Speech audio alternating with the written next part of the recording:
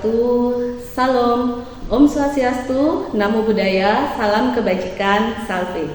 Perkenalkan, nama saya adalah Yulistewati. Saya adalah dosen tetap di Prodi D3 Kebidanan Poltekkes Kemenkes Kupang. Latar belakang pendidikan saya adalah saya lulus D4 Kebidanan dari Poltekkes Kemenkes Surabaya di tahun 2012. Kemudian S2 lulus dari Universitas Nusa Cendana dengan jurusan Ilmu Kesehatan Masyarakat dan lulus di tahun 2019. Pada program studi D3 Kebidanan saya mengampu beberapa mata kuliah. Salah satunya adalah dokumentasi kebidanan. Untuk itu kita akan melihat mengenai deskripsi mata kuliah dari dokumentasi kebidanan. Identitas mata kuliah. Mata kuliah dan dokumentasi kebidanan ini adalah mata kuliah wajib yang harus diambil oleh mahasiswa. Mata kuliah ini terdiri dari 2 SKS, yaitu 1 SKS teori dan 1 SKS praktek. Dan mata kuliah ini diambil untuk mahasiswa semester 3. Deskripsi mata kuliah ini memberikan kemampuan kepada mahasiswa dalam melaksanakan konsep dasar pendokumentasian, teknik pendokumentasian, model, dan juga sistem pengumpulan data rekam medik dan sistem pelayanan aplikasi prinsip pendokumentasian serta metode SOAP dan rancangan format asuhan kebidanan dan kehamilan, persalinan, bayi baru lahir, masa nifas, neonatus, bayi balita, serta pelayanan KB dan kesehatan reproduksi. Adapun kemampuan yang diharapkan dari mata kuliah ini, CPNK-nya adalah mata kuliah ini memberikan kemampuan kepada mahasiswa tentang konsep, prinsip pendokumentasian, model pendokumentasian, asuhan kebidanan pada kehamilan, persalinan, bayi baru lahir, masa nifas, balita, serta pelayanan KB dan kesehatan reproduksi. Materi pembelajaran ini dibagi ke dalam 14 minggu pertemuan dengan sub CPNK, yaitu konsep dasar dokumentasi kebidanan, teknik pendokumentasian, model pendokumentasian, metode pendokumentasian, sistem pengumpulan data rekam medik pasien, sistem dokumentasi pelayanan, aplikasi prinsip pendokumentasian dengan metode Varne, dan aplikasi prinsip pendokumentasian dengan metode SOAP atau SOAP. Interaksi dosen dan mahasiswa menggunakan metode DIA, yaitu Delivery, Interaction, dan Assessment, meliputi mahasiswa mengungkapkan pendapat di kelas, mahasiswa mengajukan pertanyaan, meminta mahasiswa untuk mengerjakan soal, dan yang terakhir berkonsultasi di luar kelas. Sistem penilaian dilakukan secara objektif dan transparan dengan bobot penilaian tugas 35%, kuis 35%, UTS 12,5% dan UAS 17,5%. Referensi yang digunakan dalam mata kuliah ini menggunakan prinsip kebaharuan. Dengan salah satunya adalah menggunakan modul buku ajar yang dibuat oleh tim dosen pengampu mata kuliah. Buku ini dibagikan melalui link Siakat dan bisa langsung di-download oleh mahasiswa dan dipelajari. Atau bisa juga dengan cara melakukan scan menggunakan kode QR dan juga bisa diakses oleh semua orang. Demikian deskripsi mata kuliah dan dokumentasi kebidanan. Selanjutnya kita akan masuk ke dalam video pembelajaran. Baik, selamat pagi semuanya.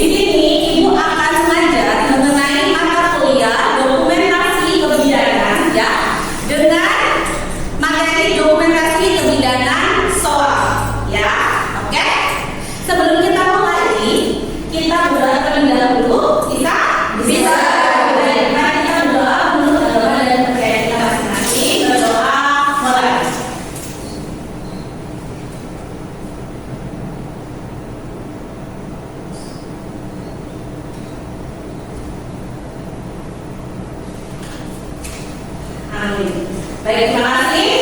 Untuk selanjutnya, kita akan melakukan review pembelajaran sebelumnya.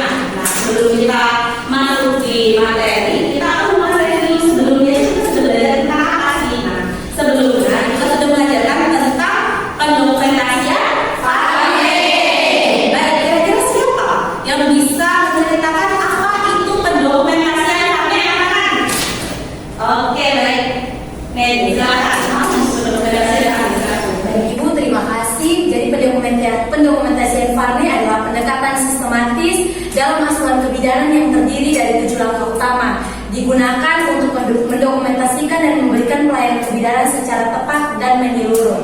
Langkah proses asuhan kebidanan Farne ada 7. Yang pertama, pengumpulan data dasar, yaitu dilihat dari data subjektif dan objektif. Data subjektif yaitu data yang didapatkan dari persepsi atau tanggapan klien mengenai kondisi kesehatannya. Yang kedua, data objektif adalah didapatkan dari hasil pengamatan, observasi, pemeriksaan fisik yang dilakukan oleh tenaga kesehatan. Yang kedua itu kita menentukan interpretasi data dasar yang didapatkan dari hasil subjektif dan data subjektif dan data objektif. Yang ketiga adalah identifikasi diagnosa dan masalah. Yang keempat adalah identifikasi tindakan segera. Yang kelima adalah menentukan perencanaan asuhan. Yang keenam adalah pelaksanaan. Yang ketujuh adalah evaluasi yang didapatkan dari hasil perencanaan dan pelaksanaan. Oke, baik, bagus, sudah lengkap ya. Tepuk tangan. Tadi ya, terima kasih ya sudah menyimpulkan tentang materi kita sebelumnya. Baik, sebelum kita masuk ke pokok bahasan ya, saya ingin terlebih dahulu ya. Apakah kalian sudah mengisi sesi? Sudah ya. Kemudian untuk materi kita hari ini itu sudah dimasukkan ke dalam siapa? Kalian sudah download? Sudah.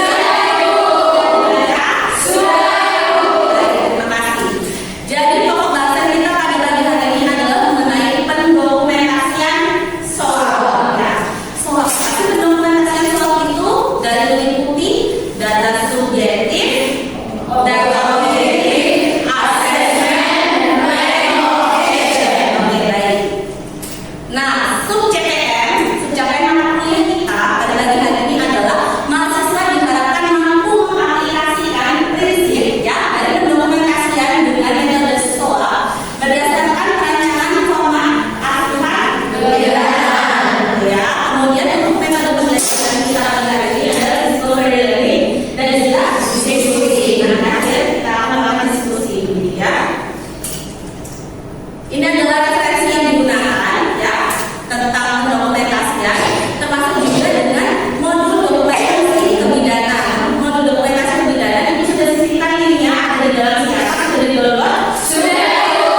Terima kasih. Untuk yang selanjutnya nanti kita akan belajar mengenai membuat diagnosa menggunakan model alat dan ekspektasi. Ya, sudah pernah Ibu ajarkan sebelumnya. Nah, baik. Kita pertama akan belajar mengenai pengkajian SWOT pada balita dan anak prasekolah ya. Balita dan anak prasekolah. Nah, baik. Ini kan sebelumnya sudah belajar mengenai Farne ya.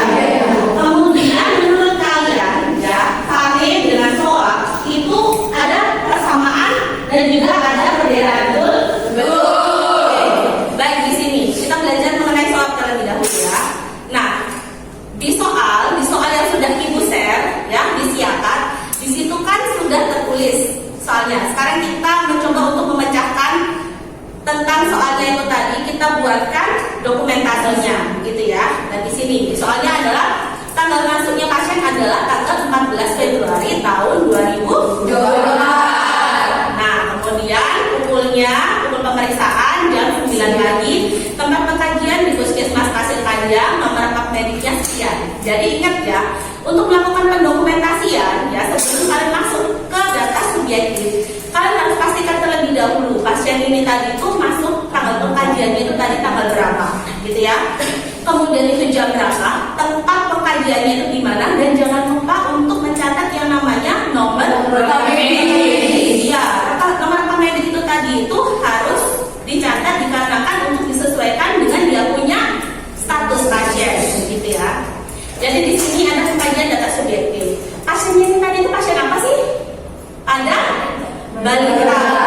Pada balita. Karena dia itu tadi itu pada balita, jadi kita menggunakan identitas bukan cuma identitas anak, tapi juga identitas penanggung jawab. Identitas orang tua atau identitas penanggung jawab. Identitas penanggung jawab di sini orang tua, dan dalam hal ini adalah ibu gitu ya. Jadi kita gunakan di sini namanya MS gitu. Nama anak adalah anak LS. Itu kita tidak bisa menggunakan nama tidak boleh karena menjaga privasi. Nah, di sini ada umur. Nah, itu pasti dicatat ya. Kemudian ada jenis kelamin kelamin anak, kemudian tanggal lahir. Kemudian ya ada identitas penanggung jawab. Identitas penanggung jawab di sini adalah orang tua, dicatat juga ya, harus lengkap. Ada YMS, umurnya, kemudian agama, pendidikan, pekerjaan, suku bangsa dan lain sebagainya. Dicatat di sini semua ya. Kemudian ada keluhan utama. Keluhan utama itu apa sih? Keluhan utama adalah alasan ibu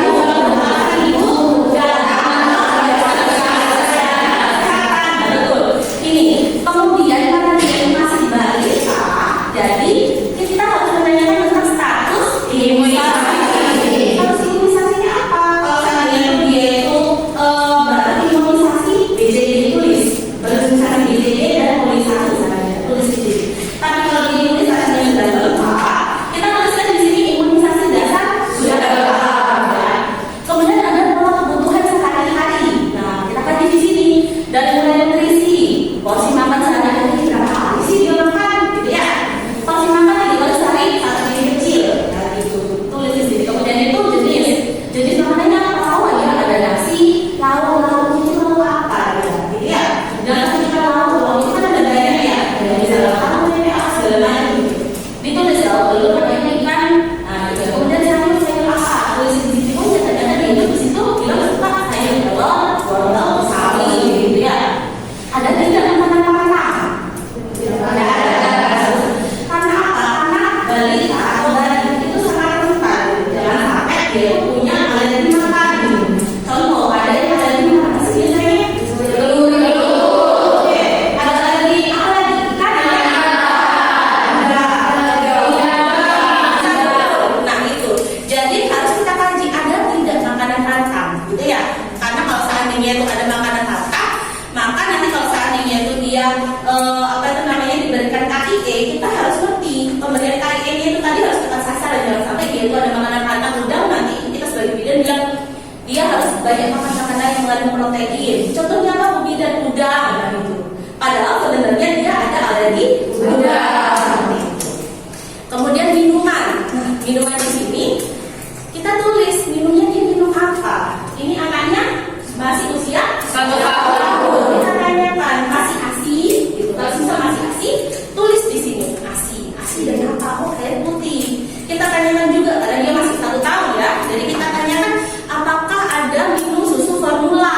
Nah, gitu. Kalau ada minum tambahan susu formula, tulis di sini. Kalau seandainya ada minum susu sapi segar, gitu ya, itu bisa ditambahkan di sini juga, gitu ya. Kemudian pola eliminasi ya, ada buang air kecil, berapa kali sih buang air kecilnya gitu ya. Kemudian warnanya, nah kemudian ada keluhan tidak, dan ternyata di kasusnya dia tidak ada keluhan gitu ya. Kemudian buang air besar berapa kali, kemudian warnanya ya kuning, kemudian keluhannya ada atau tidak, oh tidak ada, ya berarti bayinya itu tidak ada masalah. Kemudian pola istirahat nggak cuma kita tanya tentang oh pola istirahat anaknya tidur 1 hari berapa kali, bukan cuma seperti itu, tapi tidur siang itu berapa kali, tidur berapa kali gitu ya. Karena untuk apa? Untuk bisa kita memberikan KIE gitu ya. Karena anak kalau misalnya dia masih balita, tidur harus tercukupi. Tidur siang itu buat mereka itu penting gitu ya. Karena itu adalah fase perkembangan otak. Dia istirahat. Kemudian personal hygiene ya, mandi berapa kali mandinya? Oh iya, ternyata di kasus 2 kali sehari. Oke. Nah, tadi data subjektif ya, data subjektif. Sekarang kita masukkan data objektif. Data objektif adalah data yang didapat dari hasil pemeriksaan. Oke. Dari hasil pemeriksaan, keadaan umum anak baik ya. Kesadaran kosmetis, panjang badan 79, berat badan 10,8, lila, oke, dalam batas normal. Kemudian tanda vital, nadi 90, suhu 36,5, kemudian itu RR-nya 30 kali per menit. Nah, ini ya, ini bisa dilihat ya. BB per U, PB per U, BB per PB. Nah, apa sih 3 ini? Ini adalah untuk menilai status gizi. Iya. Jadi kalau misal anak itu adanya pertumbuhan dan perkembangan gitu ya. Jadi kalau misal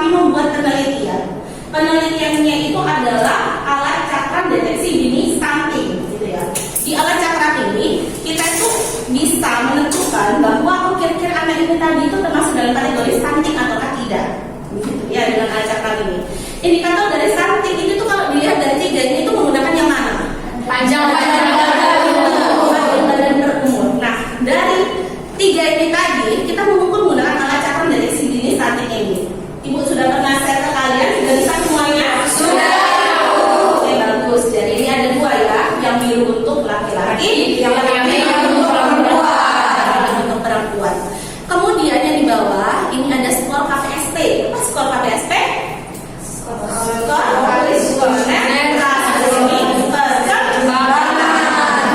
personalitas screening perkembangan itu normalnya itu berapa sih? 10 begitu ya. Nah, di sini ternyata skornya 9, artinya dia normal. Nah, untuk pengukuran perkembangan ya, di bagian belakang alat cakram ini tadi, dia itu ada tabel perkembangan. Tabel perkembangan ini sudah sesuai dengan KPST, hanya ibu modifikasi menjadi bahasa yang lebih ringkas gitu ya. Jadi supaya bisa kita baca di sini gitu. Jadi alat ini tuh simple, bisa kalian bawa kemana-mana, begitulah ya intinya. Jadi di sini itu pengukurannya itu per tiap 3 bulan. Jadi 3 bulan pertama, 6 bulan, 9 bulan, 12 gitu ya, sampai dengan 24 bulan. Oke, kita lanjut berikutnya. Berikutnya adalah pemeriksaan fisik. Nah, pemeriksaan fisik dimulai dari apa sih pemeriksaan fisik? Dari mulai ya, muka tidak pucat, tidak ada odem gitu ya. Kemudian itu mata, konjungtiva, hidung, nah ya, tambah simetris. Pakai sama ya dengan pemeriksaan fisik umum gitu ya. Ada bedanya. Kemudian dada simetris, abdomen tidak kembung dan tidak membuncit, dan ekstremitas jari lengkap, tidak ada polidaktil dan sindang. Kemudian kalian jangan lupa untuk pemeriksaan penunjang. Ada pemeriksaan penunjang tidak? Nah, di kasus ada tidak pemeriksaan penunjangnya?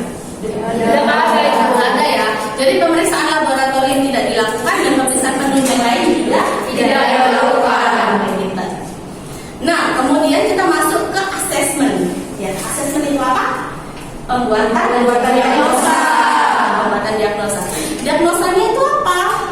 Anak usia 1 tahun dengan tumbuh kembang normal. Nah, anak LS bisa nggak kalau seandainya ibu bikin dia itu anak Lucia?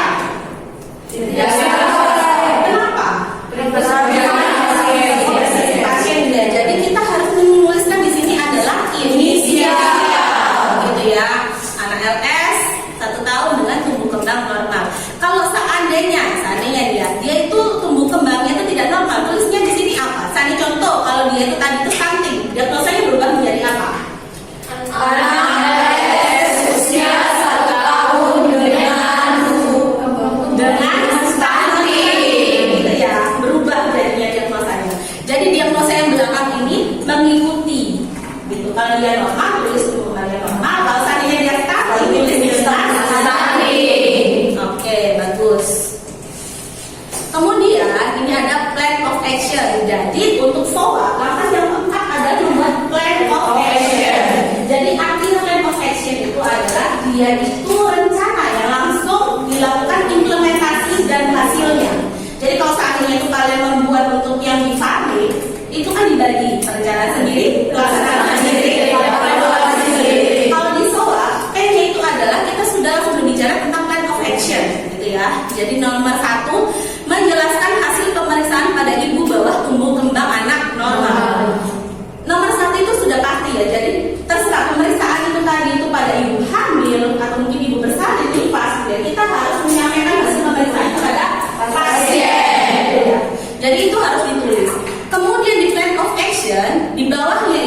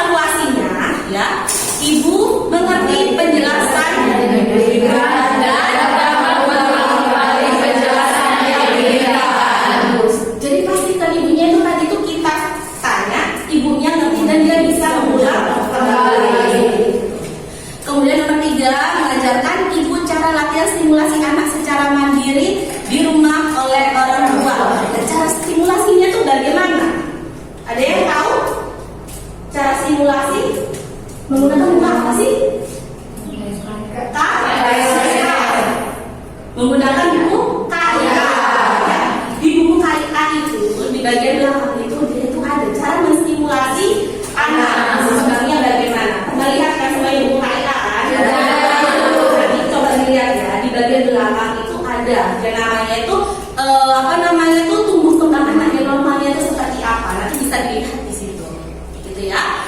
Kemudian nomor 4, menganjurkan ibu untuk selalu mensupport anak tetap aktif dan berinteraksi sosial dengan baik. Apa ini maksudnya ini? Berinteraksi sosial dengan baik. Karena anak sekarang itu tadi itu kan kebanyakan betul. Jadinya tuh kita tuh harus mengajarkan anak itu supaya dia tuh sering bermain dengan teman-teman ya. Makanya kita harus mengingatkan ibu. Kemudian selanjutnya memberitahu ibu untuk melakukan kunjungan ke posyandu setiap bulan, gitu ya, untuk mengukur pertumbuhan ke posyandu, untuk ditimbang, gitu ya. Kemudian itu kalau saatnya dia belum dilakukan imunisasi lah, pasti dilakukan imunisasi, gitu ya. Kemudian memberitahu ibu untuk melanjutkan pemantauan perkembangan balita di puskesmas 3 bulan lagi, ya, karena pemeriksaan untuk perkembangan anak itu per 3 bulan, karena KPSP itu per 3 bulan, gitu ya. Kemudian yaitu pada saat anak berusia 15 bulan di tanggal 14 Mei 2024. Jadi kalau kalian meminta pasien untuk datang follow up lagi nih ke kita, gitu ya, kita tentukan tanggalnya tanggal berapa. Jadi jangan kita bilang ibu datang kembali ke sini 3 bulan lagi ya, nah 3 bulan lagi itu tanggal berapa, gitu ya, supaya ibunya tadi itu tidak lupa, gitu ya. Oh, tanggal 14 Mei supaya dia itu nanti itu ingat. Kalau lupa nanti dia baca lagi tulisannya, kemudian nanti ingat lagi, gitu ya. Oke, evaluasinya ibu bersedia untuk melakukan kunjungan ulang untuk memeriksa tumbuh kembang anaknya. Baik, ini adalah pendokumentasian soal. Kira-kira ada pertanyaan? Belum ada, Ibu. Oke. Sementara belum ya, nanti sudah jelas ya yang disampaikan ya. Oke, baik. Ibu akan lanjutkan. Nah, selanjutnya ya kita akan melakukan diskusi kelompok. Nah, diskusi kelompok ini tadi ibu minta kalian ya membuat kelompok, ada 5 kelompok. Jadi silahkan kalian berhitung 1, 2, 3, 4, 5, lanjut 1, 2, 3, 4, 5 gitu ya, supaya nanti kita lakukan diskusi. Bisa? Bisa. Baik, waktunya sudah habis. Semua sudah selesai atau ada yang belum selesai? Sudah. Lembar catatannya ada simpan masing-masing? Ada. Oke, baik. Lembar catatannya kalian simpan terlebih dahulu ya, karena nanti akan ibu siapkan untuk tugas yang berikutnya ya. Baik. Siapa yang bisa membuat kesimpulan pada pertemuan kita hari ini? Oke, boleh. Lucer, silakan. Apa kesimpulannya? Baik, terima kasih Ibu. Kesimpulan yang saya ambil dari proses pembelajaran pendokumentasian asuhan kebidanan melalui FANE dan juga SOA, di sini adalah persamaan FANE dan SOA. Yang pertama, sama-sama berbasis proses asuhan kebidanan yang sistematis dan ilmiah. Yang kedua, menggunakan data subjektif dan objektif sebagai dasar penyusunan diagnosa. Yang ketiga, fokus pada identifikasi masalah dan diagnosa klien. Yang keempat, menyusun rencana tindakan atau intervensi berdasarkan masalah yang ditemukan.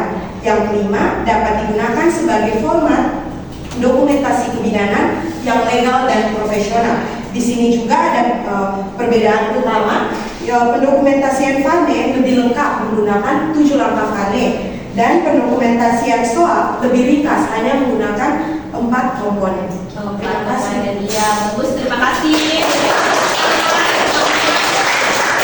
Baik, itu adalah kesimpulan untuk pertemuan kita pada pagi hari ini ya.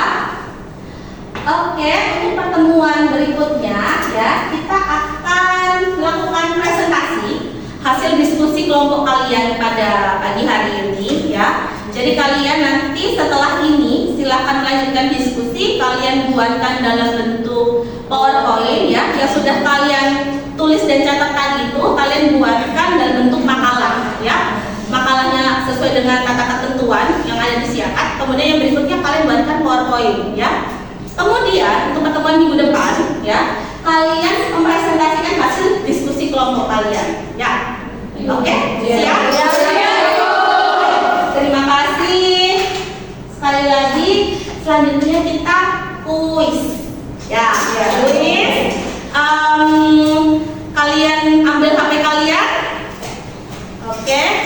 Kita mengisi kuis. Nah, kuisnya linknya ada di siakat ya. Jadi silakan diklik. Oke, waktunya sudah habis. Sudah selesai semuanya? Sudah. Terima kasih. Saya lihat dulu ya.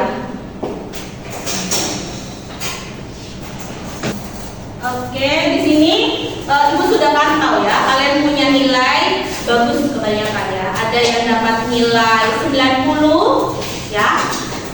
Masing-masing kalian sudah tahu ya skornya masing-masing ya. Ada dapat nilai 90 ya, tepuk tangan dulu. Ada yang dapat nilai 80.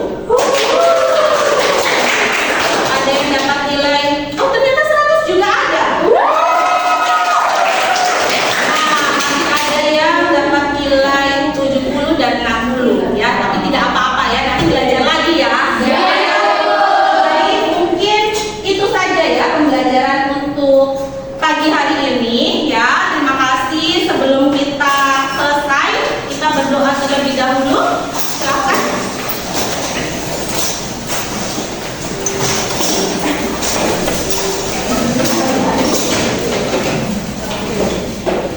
Oke, baik. Sebelum kita meninggalkan ruang kelas, kita berdoa terlebih dahulu menurut tataran dan kepercayaan kita masing-masing. Berdoa mulai.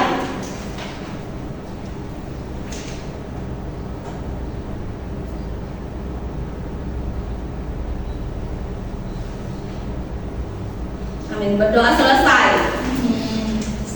Baik, terima kasih karena kalian sudah sangat aktif untuk pertemuan kita pada pagi hari ini ya. Saya harap nanti minggu depan untuk kita diskusi kita juga lebih aktif lagi gitu ya. Bisa? Bisa ya. Terima kasih. Wassalamualaikum warahmatullahi wabarakatuh. Selamat pagi dan sampai bertemu minggu depan. Terima kasih. Sekian video pembelajaran dalam mata kuliah Dokumentasi Kebidanan pada program studi D3 Kebidanan di Poltekkes Kemenkes Kupang. Semoga bisa menjadi bahan pertimbangan baik dalam pengajuan sertifikasi dosen di tahun 2025 ini. Sekian, wassalamualaikum warahmatullahi wabarakatuh. Terima kasih atas perhatiannya.